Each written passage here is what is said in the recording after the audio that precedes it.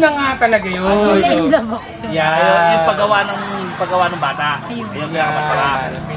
Kaya pinakamasakit naman nangyari sa buhay mo. Pinakamasakit naman sa nangyari sa buhay mo. Yan naman. Yung masakit. Yung masakit. Oo, siya kinagat na lang. Sa'yo, ano pinakamasakit? Kinagat naman ano lang. Talaga yun. Yung nabigo ako. Nabigo. Masyadong seryoso naman to si Ma'am. Oy, naman sa mga sumusunod naman dapat. Ayan, isa sa mga sumusunod. Si Ma'am Ivy. Si Mama Ini. Ma'am. Mama Ini, ano ang pinakamasarap na nangyari sa buhay mo? Pagkakain. Yan. Sample na kinakain. Ano mo? Yung mga kinakain. Ano mo? Ano? Hotdog, itlog. Ano? Yan! Masarap yun. Tsaka itlog. Tsaka itlog.